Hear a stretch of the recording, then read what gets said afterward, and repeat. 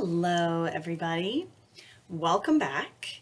Today we're going to be looking at Unit 7.5, which looks at the magnitude of the equilibrium constant K. And what does that mean? So let's get started. All right, so to start off with, guys, let's remember that the equilibrium constant is always the molarity of the products divided by the molarity of the reactants. Let's also recall the definition of equilibrium. It means that the rate, the speed of the forward reaction is equal to the speed of the reverse reaction. But remember, that does not mean that the molarity of products and reactants is equal. Okay, those can be quite different, even at equilibrium. Remember that all that means is that the molarity of the products and reactants is staying constant at this point. So what we're going to look at is the magnitude, how large or how small a value is K, and what does that mean? So for example, let's say that our K value, our equilibrium constant, is large, or to be more specific, greater than 1. And here's how I want you to think of that. Okay, if K is always products divided by reactants, if K is greater than 1, that must mean that the numerator is greater than the denominator. So if you look over here on the right, it's like we have lots of products, or more products, less reactants. So the verbiage that we would use here is we would say that products are favored. Okay, now remember, the rates in the forward and reverse direction are equal in this case. If we're at equilibrium, it just means that when that state occurs, there are more products than reactants. Okay. If K is very large, like let's make up a number like, 1 times 10 to the 5th power, okay, that means that the products are much, much larger than the reactants. And if that is the case, we can use the terminology, we can say that the reaction essentially goes to completion, meaning if the products are much, much, much, much, much greater than the reactants, it's almost like all of the reactants have been consumed. Now, of course, that's actually impossible for all of the reactants to be consumed, but almost all. Okay, so we say that the reaction has essentially gone to completion. So if you ever see that terminology, that's what that means. Now, what if it's the opposite? Okay, if K is small, and to be more specific, less than 1. All right, well then that's sort of this situation. We have very little product, we still have a lot of reactant. Okay, now again, the rates in the forward and reverse reaction direction are equal, but if in this particular case we did not make very much product. We made very, very little product. We still have mostly reactant. So we would say reactants are favored in that case. That's the terminology we would use. If K is very small, like 1 times 10 to the negative 8th, that indicates to me that this reaction did not proceed in the forward direction very much at all. Okay, we did not make much product.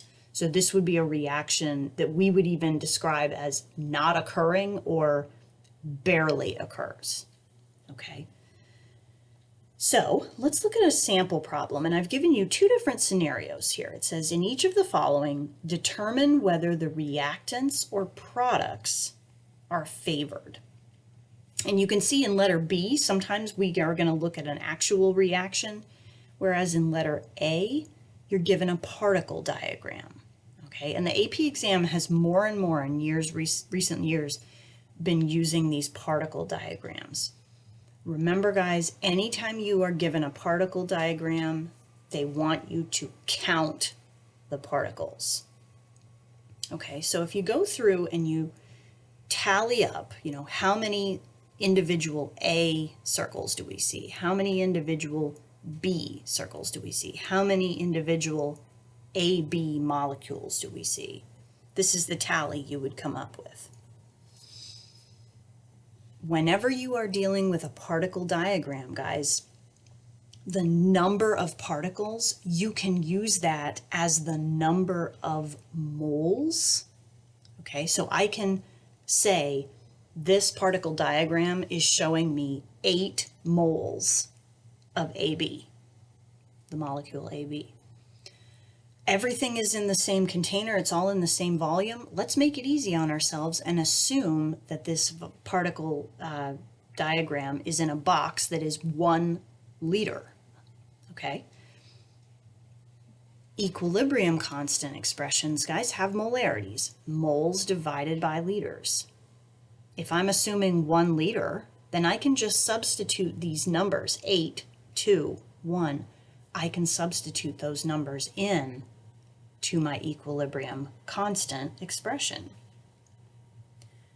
And so I can come up with a value for K, products over reactants. And this is showing me that the equilibrium constant is equal to 4. That's greater than 1.